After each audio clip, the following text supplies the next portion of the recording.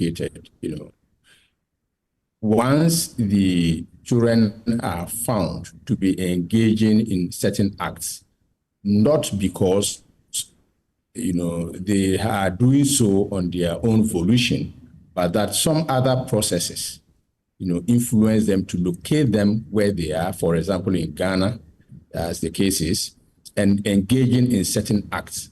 It behoves on the government of Ghana and the people of Ghana to do the right thing, bearing in mind that there are international protocols, conventions, and that we also have our own ECOWAS regional protocols, frameworks that we need to do things mindful of, and that as Ghana, we also have our own laws.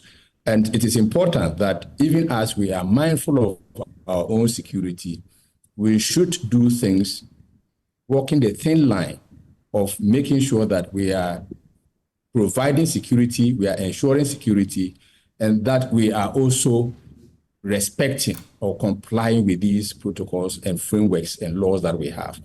So it is not just a matter of thinking that, yes, there have been offenses committed, and once those offenses are committed and the people are found to be engaging in them, for example, begging in Ghana is not something that is allowed, and especially as it might be an act that is being engaged in by people who, as we know, have not gone through the right, immigration procedures and are within our jurisdiction and are engaging in such acts.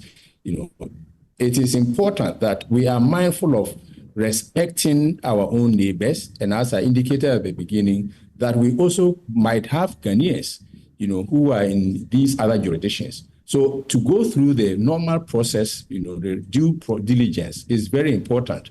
How do we do the contacting? How do we engage our counterparts in the other countries? And I was happy to see that the Nigerian government, and the agencies complied and cooperated very well, to make sure that the right thing is done. And they are trying to get them back into their own jurisdiction to integrate them.